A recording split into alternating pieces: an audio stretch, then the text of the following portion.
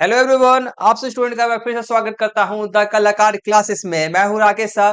ठीक है, आपको आपसे स्टूडेंट ने वीडियो का फर्स्ट पार्ट वीडियो का सेकंड पार्ट देख लिया होगा। ये हमारा जो वीडियो का आएगा थर्ड पार्ट है, जिसके नाम स्टूडेंट में हमारे कुछ 5 नंबर वाले क्वेश्चन हमारे बच गए थे और 4 नंबर वाले हमारे लास्ट कुछ क्वेश्चन बच गए थे। ठीक है, तो इसलिए आपको मैं इस वाली क्लास के अंदर हम सारे क्लास क्वेश्चन को कंप्लीट करने वाले हैं आज की इस क्लास के अंदर में। वीडियो का जो फर्स्ट पार्ट था, वीडियो का आपका सेकंड पार्ट था, बहुत ज्यादा मोस्ट इंपोर्टेंट वीडियो मैंने करा दिए।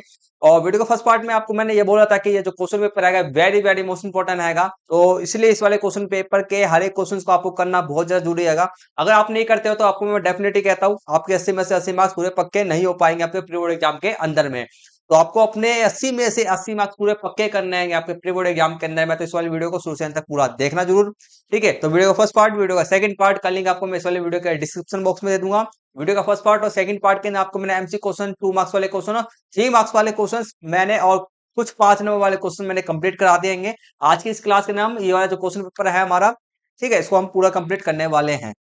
तो चलो कंप्लीट करते हैं। क्लासेस शुरू करने से पहले आप स्टूडेंट को दो काम करना जरूरी होता है। पहला, हमारे यूट्यूब चैनल को सब्सक्राइब करके बेल आइकन बटन को ऑन पे सेट करना होता है। दूसरा काम करना होता है इस वाले वीडियो को लाइक करना होता है। जितने ज्यादा सब्सक्राइब करोगे, जितना ज्यादा आप लाइक करोगे, उतना ही मेरा मोटिवेशन बढ़ेगा और आपके लिए मैं मोस्ट इंपोर्टेंट वीडियो बना के देते रहूंगा, जिससे कि आपका स्कोर जो है 100 में से 100 स्कोर है आपका आपका पूरा कंप्लीट हो जाएगा। और आपको क्लास का पीडीएफ चाहिए, नोट्स चाहिए, तो हमारे व्हाट्सएप ग्रुप या टेलीग्राम ग्रुप को जो भी आपको सुटेबल लगे वह आपको ज्वाइन कर लेना। आपको हमारा पीडीएफ मिल जाएगा और आपको ज्वाइन करके क्या लिखना है, आपको पीडीएफ टाइप करना है। ठीक है, तो ये कर देना।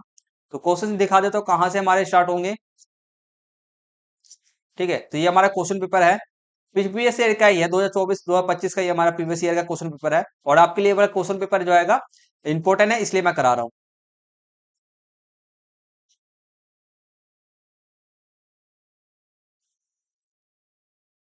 ये रहा हमारा क्वेश्चन नंबर 33 से। ये रहा क्वेश्चन नंबर 35 से हमारे स्टार्ट है और 34 तक हमने कंप्लीट कर लिया था। ये तो हमने कर लिया था पिछली क्लासेस के अंदर में, हमने कंप्लीट कर लिया था। तो हमारा क्वेश्चन नंबर जो हमारा स्टार्ट हो रहा है 35 से, हमारा क्वेश्चन नंबर स्टार्ट हो रहेगा, तो इसको कंप्लीट करते हैं। तो हमारा देखो, विकल्प एक या दो में से किसी एक का उत्तर हमारे को देना है। और ये सारे 5 नंबर वाले क्वेश्चन हैं। 5 नंबर वाले क्वेश्चन में आपका 34 35 36 तीन आपके क्वेश्चन आएंगे। 34 35 36 या 5 नंबर वाले क्वेश्चन, टोटल 3 क्वेश्चन है। तो हमारा सेकंड क्वेश्चन है 5 नंबर वाले का। एक या दो में या तो ये कर लो या तो इसका आंसर दे दो, दोनों में से कोई सा भी। ठीक है, तो पहला आपका इसका पॉइंट है, पहला क्वेश्चन है, वायोफिल्म और राइजोपास में देखे गए प्रजनन विधि की विधियों का नाम बताएं और वाक्य भी हमारे को करना है। ठीक है, नेक्स्ट क्वेश्चन है आपका, खंडन और पुनर्जनन के बीच अंतर क्या है हमारे को बताना है। चलो देते हैं आंसर। देखो बहुत आसान है इसका आंसर।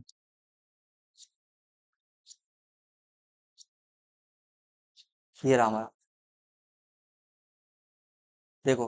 तो हमारा पहले बात करते हैं, हमारा बायोफिल्म के अंदर में जो प्रजनन की विधि क्या होता है आपका होता है वह आपका अलैंगिक, दोनों के अंदर में पहले तो जान लो अलैंगिक जनन होता है। ठीक है, अलैंगिक जनन है दोनों के अंदर में। और इसका जो प्रजनन की विधि क्या आपका कायिक प्रबंधन है। ठीक है, अब कायिक प्रबंधन का हमारे को इसमें वाक्य भी करना है, ये लिखा हुआ है वाक्य करना, तो वाक्य भी करते हैं। कायिक प्रबंधन आपका आएगा, कायिक प्रबंधन पौधों में जनन की एक अलैंगिक विधि है। सिंपल सा बोला जा रहा है, इसमें पौधों के कायिक भागों, जैसे कायिक भाग है मतलब कि जड़ा, तना, जड़, पत्तों का उपयोग करके नए पौधे उगाए जाते हैं, ना कि बीजों से। ठीक है, बीजों का।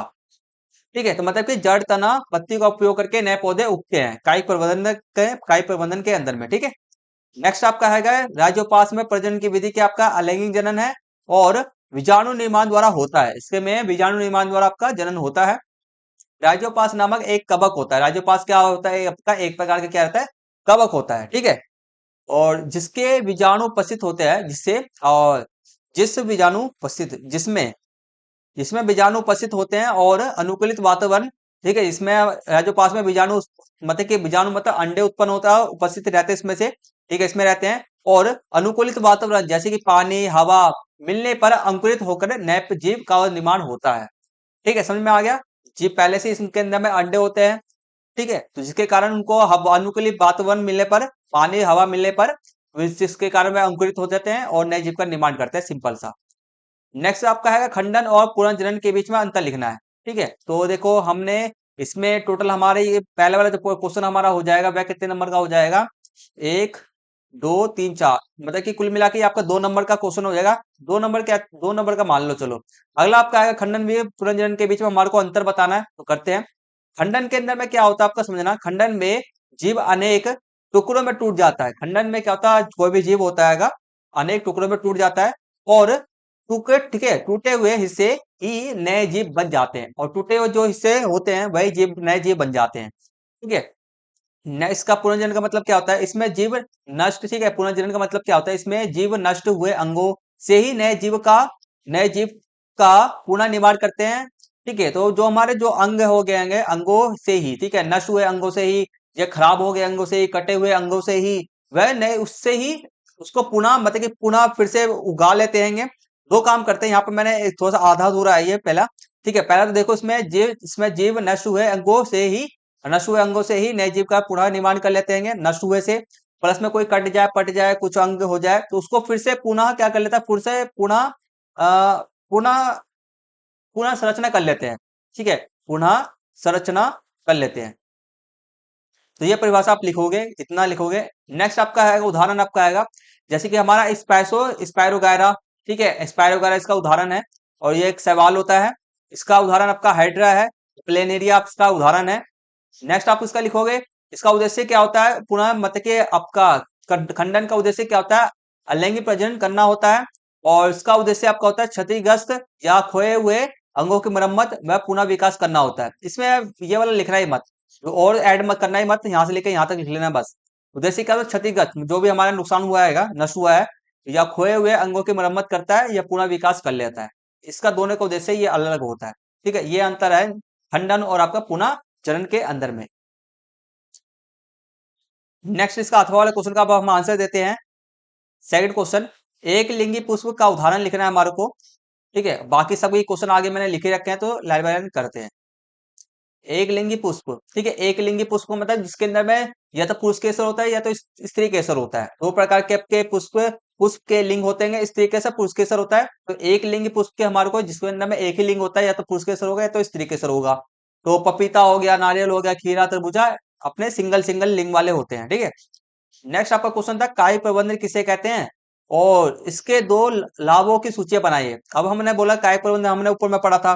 ठीक है, तो बस काय प्रबंधन पहले लिखते हैं, यह अलैंगिक प्रजनन की एक विधि है जिसमें किसी पौधे के कई भाग, जड़, तना, पत्ती से नया पौधा उत्पन्न होता है। अब इसके दो लाभ क्या है, इसके दो लाभ आपका है तेज विधि। ठीक है, यह जीव त्रिव विधि है। ठीक है, यह एक त्रिव विधि है, त्रिव मतलब कि तेज, जिससे कि कम समय में नए पौधे तैयार किए जा सकते हैं। नेक्स्ट आपका आएगा लक्षणों का संरक्षण। अब इसके लक्षणों का संरक्षण का मतलब क्या आएगा, इसके जनक पौधे के सभी वंचित लक्षण अनुवांशिक रूप से नए पौधे में भी आपके संरक्षित होते हैं। मतलब कि जो जनक पौधा था, ठीक है, जनक पौधा था, उसके अंदर में जो लक्षण थे, और जो नया पौधा आपका जन्म हुआ आएगा उसके अंदर भी सेम लक्षण पाए जाएंगे। क्वालिटी के अंदर में, दोनों के गुणों के अंदर में कोई भी डिफरेंस आपको देखने को नहीं मिलेगा। डिट्टो मतलब कि फोटो कॉपी बोल सकते हो, डिट्टो ओरिजिनल पीस ही बोल सकते हो आप। जैसे पहला जनक था उसी का ओरिजिनल पीस दूसरा इसका नया पौधा बन गया। ठीक है, तो ये इसके दो लाभ होते हैं, इसकी परिभाषा ये है। ठीक है, और नेक्स्ट क्वेश्चन हमारा इसी का तीसरा क्वेश्चन, सी भी पॉइंट है हमारा। सी, फूल वाले पौधों में परागण के दो वाहकों का उल्लेख करें। मतलब कि फूल वाले जो पौधे होते हैं उसमें परागण, जो आपका जैसे कि नए पौधे का निर्माण के लिए परागण आपका होता है, तो दो वाहकों का नाम, मतलब कि किसके द्वारा, फूल तो खुद से जाके नहीं होते हैं। फूल क्या होता है, पुरुष के स्त्री केसर होते हैं आपके, तो उनके में एक ही लिंगी होते हैं, पहली बात तो ये तो। और दूसरा चीज, उसमें वाहक होते हैं जिसके कारण जैसे कि हमारा क्या हो गया, हवा हो गया, कीट द्वारा वह उसके द्वारा लाए जाते हैं, जिसके कारण वह परागण कर पाते हैं। तो दो वाहक का नाम क्या, हवा और कीट आपका है। ठीक है, कीट के नाम मधुमक्खी हो गया, मक्खी हो गया, ये सब उदाहरण है। ठीक है, तो हमारे 35 क्वेश्चन हो गया कंप्लीट। नेक्स्ट क्वेश्चन करते हैं। 36 क्वेश्चन हमारा, एक या दो में से, दोनों में से आंसर देना है। सभी के सभी क्वेश्चन आसान आसान क्वेश्चन है, कुछ ज्यादा मुश्किल भी नहीं है। ठीक है, और साइंस का मैं आपको बता देता हूँ, एक फायदा होता है साइंस के लिए। साइंस का पता है क्या होता है, बाकी सब्जेक्ट से ना मुझे थोड़ा सा आसान लगता है। क्यों लगता है, क्योंकि इसमें ना क्वेश्चन डायरेक्ट पूछा जाता है और क्वेश्चन का डायरेक्ट आंसर देना होता है बस। इसमें आप ना कुछ घुमा फिरा के नहीं बोल सकते। अगर आपको पता है आंसर तो आप दे दोगे, नहीं पता तो नहीं दे पाओगे, सीधी सी बात है। ठीक है, तो बस यही चीज होता है। मुझे ये चीज अच्छा लगता है, अगर तुमने पढ़ रखा तो आंसर दे पाओगे, नहीं पढ़ा हो तो नहीं दे पाओगे। तो सीधे से ये बात है। तो और इसमें घुमा फिरा के कुछ भी क्वेश्चन नहीं आते हैं, तो इससे बच्चों को समझने में भी इजी होता है, इसलिए मैं इस पर्सपेक्टिव से मैं आपको बोल रहा हूँ, इसलिए साइंस आसान होता है। 36 क्वेश्चन करते हैं। क्वेश्चन का पहला वन है, ए मानव नेत्र में पक्षमापी पेशियों का महत्व और परितालिका का कार्य क्या होता है, हमारे को लिख रहा है। बाकी सब क्वेश्चन हमने लिख ही रखे हैं, तो लाइन बाय लाइन करते हैं। देखो पहले पक्षमापी पेशियों का महत्व क्या होता है। पक्षमापी पेशी है नेत्र लेंस की वक्रता, जो हमारा गोल है लेंस गोला सा जो हमारा आएगा, किसकी वक्रता, वक्रता मतलब कि चौड़ाई हो गया, चौड़ाई लंबाई, ठीक है, को परिवर्तित करके उसकी फोकस दूरी का समायोजित करने में सहायता करती है। फोकस दूरी का क्या समायोजित करता है, जिससे कि आंख दूर और पास की वस्तुओं को स्पष्ट रूप से देख सकता है। पक्षमापी पेशियां यह करता है। परितालिका का कार्य, परितालिका गहरा पेशीय डायाफ्राम होता है, ठीक है। परितालिका गहरा डायाफ्राम, जैसे काला काला हमारा जो काल आंख का जो काला काला हिस्सा आएगा वह वही हमारा परितालिका आएगा। और जो जो पुतली के साइज, ठीक है, पुतली मतलब कि छोटा सा जो आपको एकदम डार्क काला छोटा सा नहीं है आंख के अंदर में हमारा, ठीक है, जो पुतली के साइज को नियंत्रित करता है और पुतली नेत्र में प्रवेश करने वाले प्रकाश की मात्रा को नियंत्रित करता है। तो बाकी इसको छोड़ दो, या ये मत लिखना, ये नहीं लिखना आपको, ठीक है। तो बस इतना है, परितालिका गहरा डायाफ्राम होता है जो पुतली के साइज को क्या करता है, नियंत्रित करता है, बस इतना लिखना। नेक्स्ट क्वेश्चन इसका बी है, जरा, ठीक है, जरा दूरदृष्टता दोष से पीड़ित व्यक्ति को वस्तुओं को स्पष्ट रूप से देखने के लिए किस प्रकार के लेंस की आवश्यकता होती है। तो जरा दोष से पीड़ित व्यक्ति को वस्तुओं को स्पष्ट रूप से देखने के लिए ठीक है, द्विफोकसी लेंस की आवश्यकता होती है, जिसमें उत्तल अपतल दोनों लेंस लगे होते हैं। नेक्स्ट इसका सी क्वेश्चन है, प्रिज्म के प्रकाश के अपवर्तन के संदर्भ में निम्नलिखित को परिभाषित कीजिए, ठीक है। प्रिज्म के अंदर में क्या होता है, प्रिज्म के अंदर में आपका परिवर्तन होता है, ठीक है, अपवर्तन होता है, तो उसके हमारे को अपवर्तन कोण बताना, अपवर्तन कोण क्या होता है हमारे को बताना है, ठीक है। पहला हम देखते हैं अपवर्तन कोण। प्रिज्म के अपवर्तन पृष्ठ पर, ठीक है, अपवर्तन पृष्ठ पर अविलंब और अपवर्तित किरण के बीच बने कोण को अपवर्तन कोण कहते हैं। ये है परिभाषा इसका सिंपल सा। बाकी अपवर्तन कोण क्या, फिगर के माध्यम से आपको मैं समझा दूंगा। आपतन कोण, ठीक है, आपतन ऐसे आगे डंडा भी लगेगा। तो प्रिज्म के आपतन पृष्ठ पर, ठीक है, ठीक है, आपतन पृष्ठ पर अविलंब और आपतित किरण के बीच बने कोण को हम क्या आपतन कोण कहते हैं। अब देखो यहाँ पर मैंने लिख रखा है, जैसे कि आपके ये फिगर दिया होगा, आपके बुक के ने आपको ये फिगर दिया गया होगा पहले से ही, ठीक है। देखो तो हमारा पहले ये सब समझ लेना, ये सब तो किरण खुद ही समझ सकते हो आप। देखो तो हमारा पी क्या है, ये मेरा पी ये रहा, और बिंदु ये वाला मेरा ई है, ठीक है, ये मेरा ई है। पी मेरा क्या आपतित किरण है, ये मेरा आपतित किरण है। अगला देखो ई एफ, ई ये गिरा ये रहा, एफ ये रहा, मेरा क्या अपवर्तित, क्या अपवर्तित किरण है। निगत किरण, अब निगत किरण क्या, मेरा एफ एस मेरा निगत किरण है, ठीक है। अब देखो ए क्या होता है, ठीक है, ए को ये जो हमारा ए है इसको प्रिज्म कोण कहते हैं। आपतन कोण, ठीक है, इसमें पूछा क्या जा रहा था हमसे, अपवर्तन कोण और आपतन कोण पूछते जा रहा था हमसे, ठीक है। तो आपतन कोण देखो आई, अब देखो जब मेरा ये आपतित किरण है, आपतित किरण हो गया और हमारा और अविलंब, ठीक है, आप भी अविलंब, ठीक है, अविलंब पर के बीच, ठीक है, आपतित किरण और हमारा अविलंब के बीच में बना कोण क्या हमारा क्या हैगा, वह आपतन कोण है। तो बस देखो आपतन कोण कहाँ था, ये रहा, मैंने यही लिख रखा है ना, ठीक है। अभिलंब और आपतित किरण के बीच बने कोण को हम क्या कहते हैं, अपवर्तन। बस बना प्रिज्म के आपतन पृष्ठ, आपतन पृष्ठ का मतलब क्या आएगा, ये वाला, इसको आपतित आपतित पृष्ठ कहा गया, अपवर्तन, ठीक है, स्वपृष्ठ कहा जाएगा हम, ठीक है।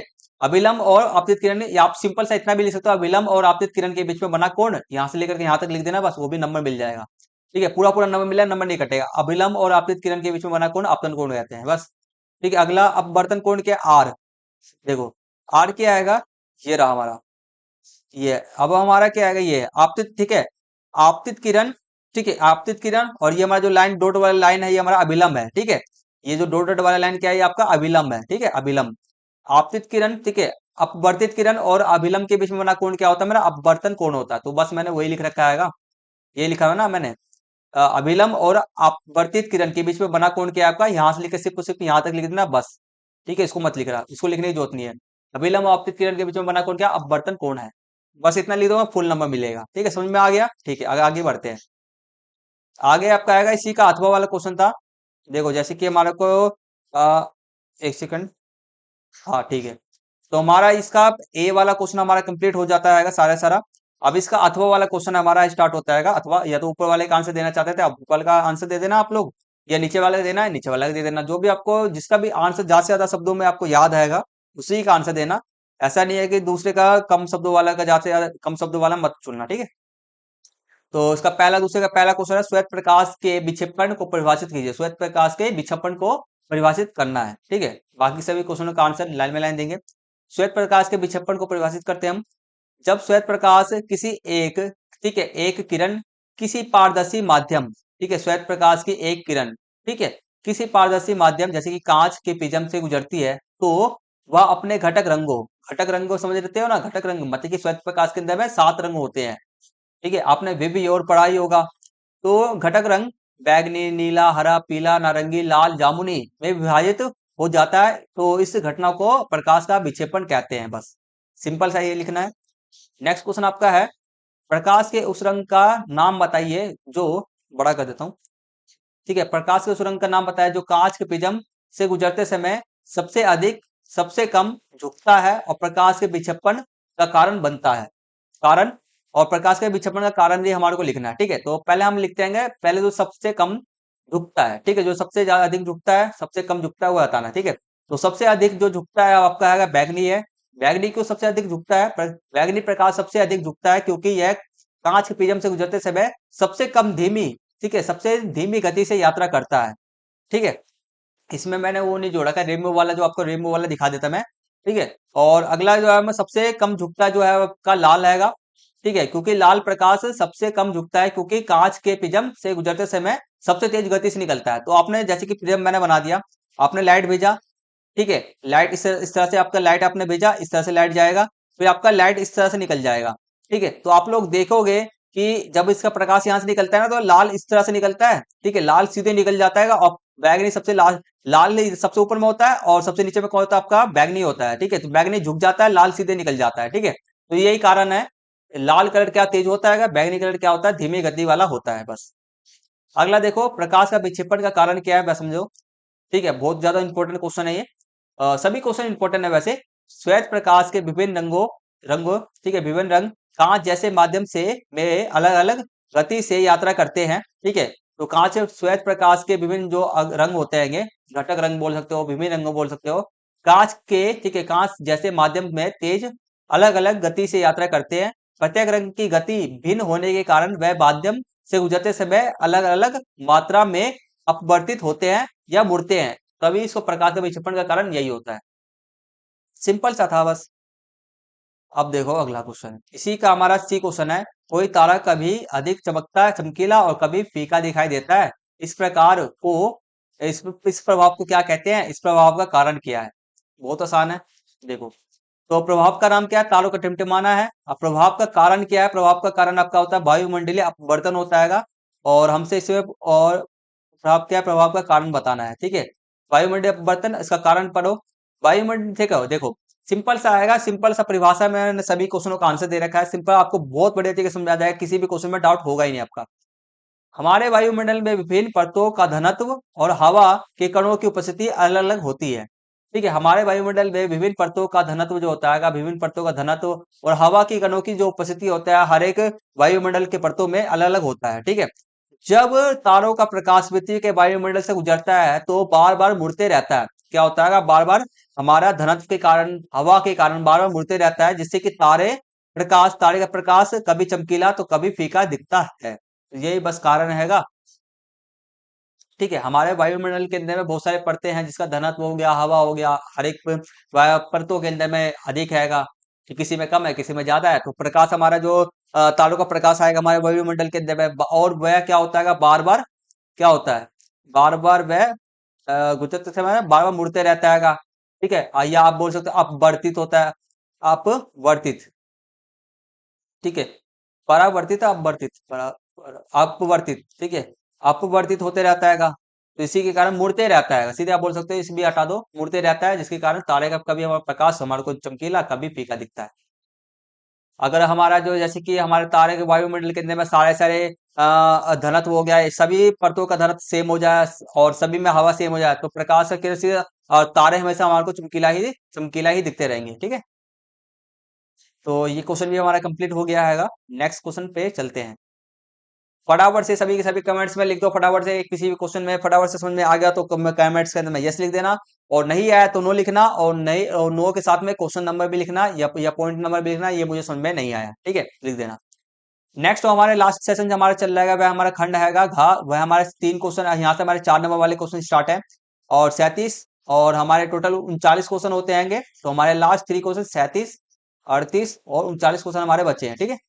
37वां क्वेश्चन करते हैं, बहुत आसान क्वेश्चन है, मुझे तो नहीं लग रहा ये जो प्रीवियस ईयर में जो क्वेश्चन पेपर आपका आया था बहुत आसान था, जिन्होंने स्टूडेंट ने पढ़ के गए होंगे तो उनके पिछले साल वाले बच्चे प्री बोर्ड एग्जाम के अंदर उनके पूरे बट्टे में से बट्टे मार्क्स आए होंगे। तो 37वां क्वेश्चन आपका देखो, एक किसान ने अपने खेत के विभिन्न स्थानों, ठीक है, स्थानों से एकत्र किए गए 5 अलग मिट्टी के नमूने का पीएच परीक्षण किया, ठीक है, पीएच का मान इस प्रकार थे, तो नमूना 1 का आपका 4.5 रहेगा, ठीक है, आपका 13.8 हैगा, 13.8 13.8 है 13, और 12.2 है, 7.0 है, 2.0 है, तो ये आपका है नमूने का, ये नमूने, ये मिट्टी का नमूना 1 है, दूसरा नमूना, तीसरा, चौथा, पांचवा, ये नमूने सब है।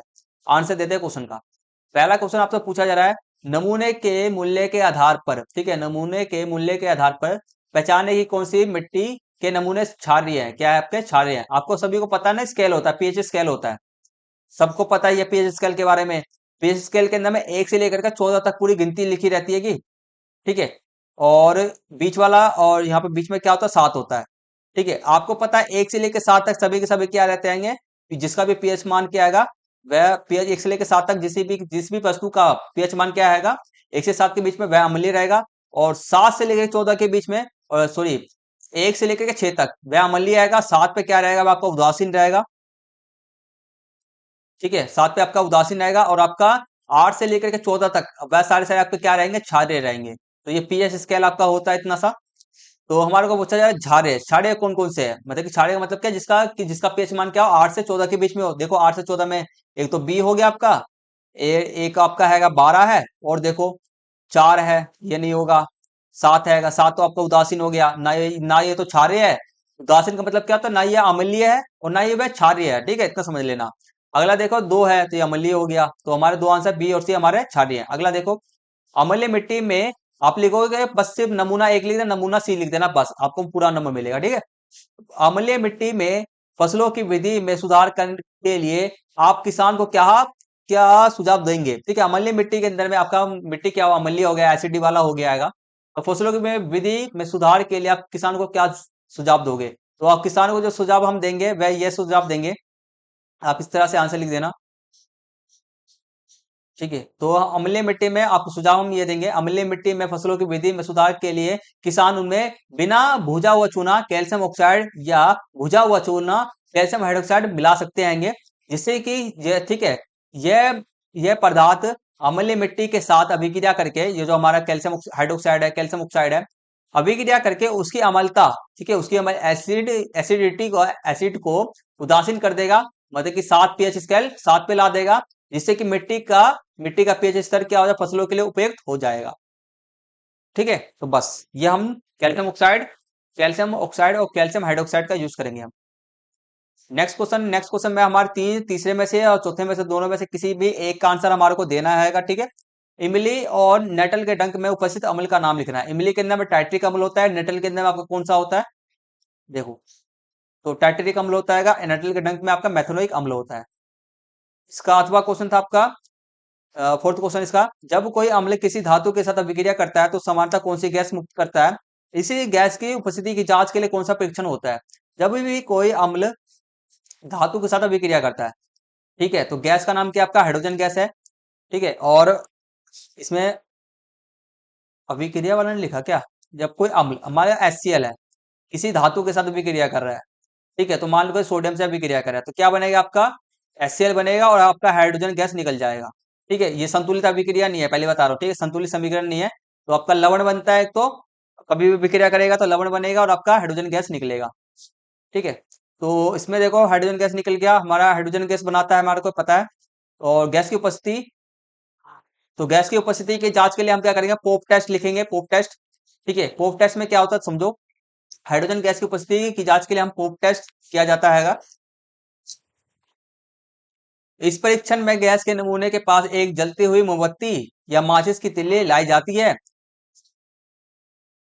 यदि देखो अब इसमें लाई जाती है कि यदि गैस पोप ध्वनि के साथ जलता है, यदि गैस जो आएगा हम इसको गैस को पास में लाएंगे, जलती मोमबत्ती या हम माचिस के पास में लाएंगे, यदि गैस पोप ध्वनि के साथ जलती है तो यह पुष्टि होती है कि यह हाइड्रोजन गैस है। अगर पोप की ध्वनि उत्पन्न करेगा पोप, तो आपका हाइड्रोजन गैस है। अगर नहीं उत्पन्न किया तो आपका हाइड्रोजन गैस नहीं है। ठीक है, तो जांच करने के लिए ये आपका परीक्षण होता है।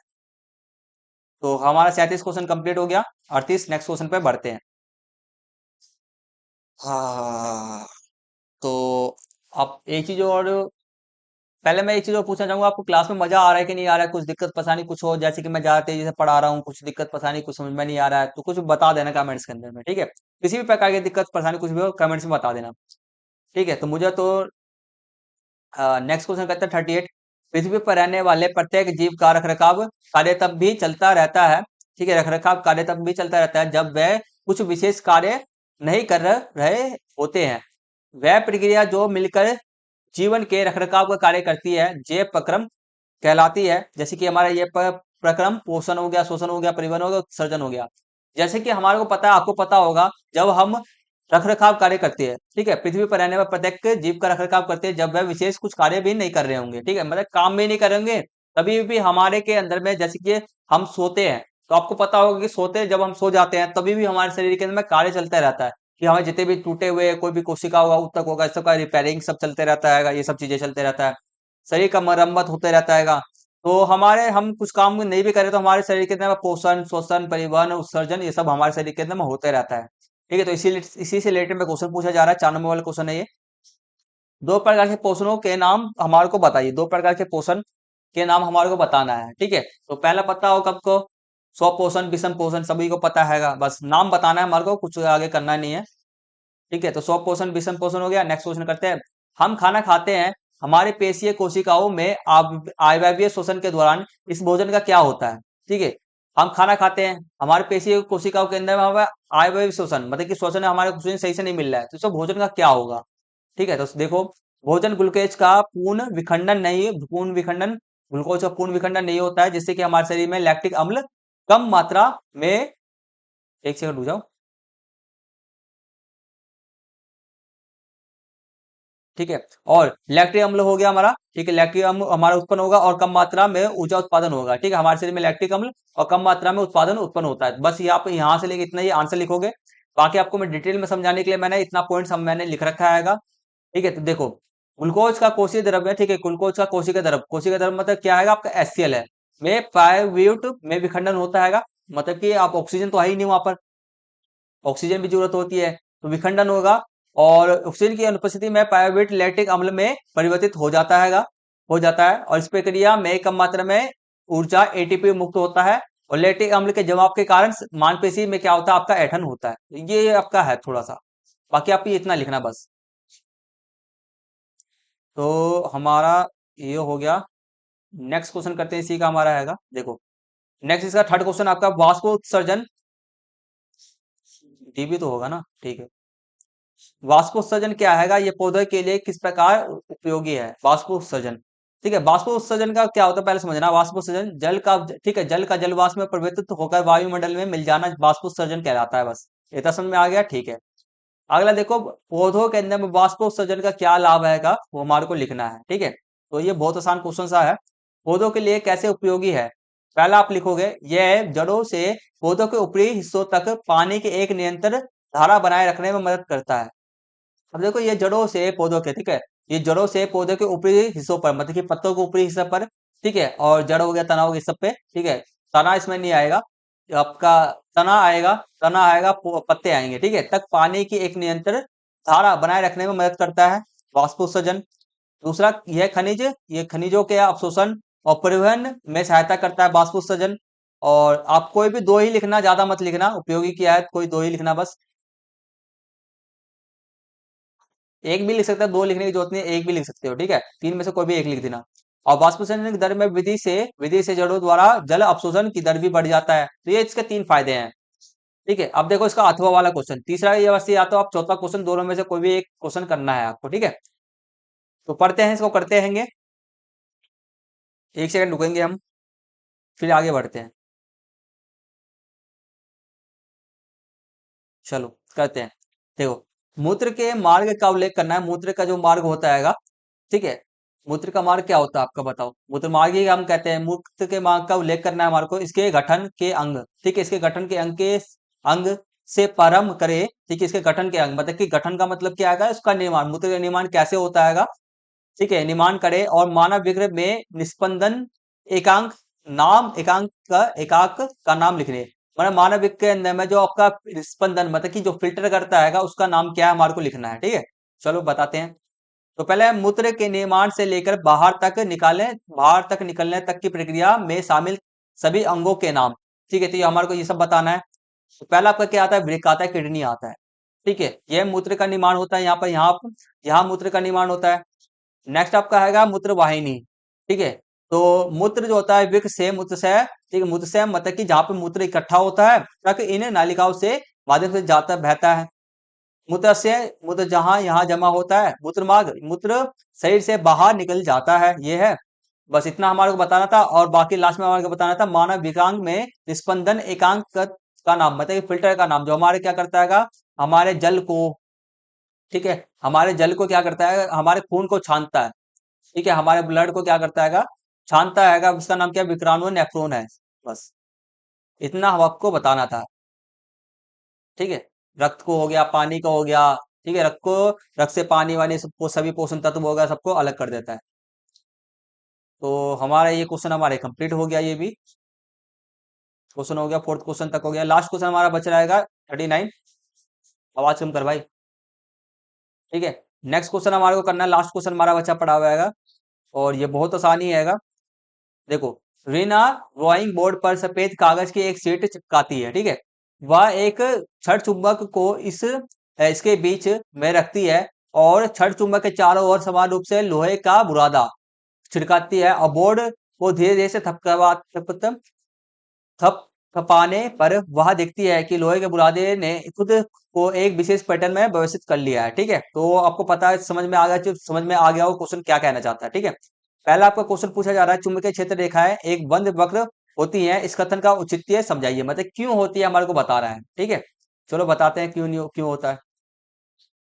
देखो, तो चुंबकीय क्षेत्र रेखाएं उत्तरी ध्रुव से निकलती है और दक्षिण ध्रुव में प्रवेश करती है और चुंबक के अंदर वह दक्षिणी, ठीक है, चुंबक के अंदर में, ठीक है, दक्षिण ध्रुव की ओर एक बंद लूप बनाती है। यह निरंतर दर्शाती है, यह हमेशा ऐसा ही रहता है, ठीक है। निरंतरता दर्शाती है कि चुंबकीय क्षेत्र रेखाएं हमेशा बंद वक्र वाली होती है, ठीक है, कभी भी खुलता नहीं है। तो ये सब कारण होता है जिसके कारण हमारा हमेशा क्या है, चुंबकीय क्षेत्र रेखाएं बंद वक्र वाली होती हैं। नेक्स्ट क्वेश्चन, सेकंड क्वेश्चन इसका आपका है, सेकंड क्वेश्चन इसका आएगा बस। देखो सेकंड क्वेश्चन, दो मापदंडों का उल्लेख करें जो चुंबकीय क्षेत्र को पूरी तरह से वर्णित करने के लिए आवश्यक है, ठीक है। हमारे के दो मापदंड मतलब दो हमारे को दो चीजों बताना है जो चुंबकीय क्षेत्र को पूरी तरह से वर्णित करने, चुंबकीय क्षेत्र को वर्णित मतलब बताने के लिए आवश्यक है। तो चुंबकीय क्षेत्र एक ऐसी राशि है जिसमें परिमाण और दिशा दोनों होता है।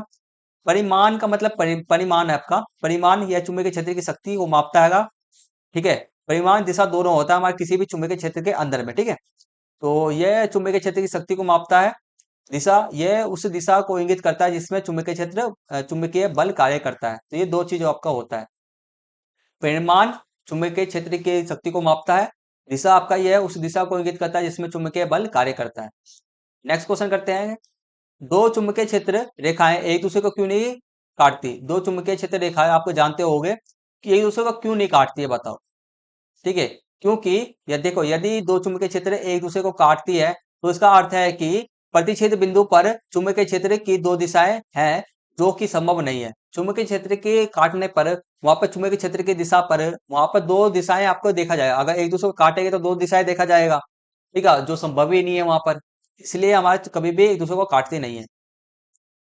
नेक्स्ट हमारे को लास्ट क्वेश्चन, इसका फोर्थ क्वेश्चन था, हमारे को बताना है, बस कंप्लीट हो गया हमारा। दक्षिण हस्त अंगूठा नियम क्या है बताना है। बहुत आसान क्वेश्चन है। देखो, यह नियम किसी धारावाही चालक के कारण, ठीक है, धारावाही चालक के कारण उत्पन्न चुंबकीय क्षेत्र की दिशा ज्ञात करने के लिए उपयोग किया जाता है। बाकी इसको मत लिखना, वैसे लिखने की जरूरत नहीं, यहां से लिखना आंसर बस। कल्पना करें कि आपका अब ठीक है, आप अपने दाहिने हाथ में एक सीधी सीधे धारावाही चालक को इस प्रकार पकड़े हुए हैं कि आपका अंगूठा विद्युत धारा की दिशा की ओर संकेत करता है। आपका अंगूठा क्या है? विद्युत धारा का, यहाँ से विद्युत धारा मतलब विद्युत धारा की दिशा है ये, तो संकेत करता है। और तब आपकी मुड़ी हुई उंगली है, ये जो आपकी मुड़ी हुई उंगलियां हैं आपकी, ठीक है, चालक के चारों ओर चुंबकीय क्षेत्र रेखाओं की दिशा में लिपटी है। तो ये मतलब कि अंगूठा आपका क्या कर रहा है?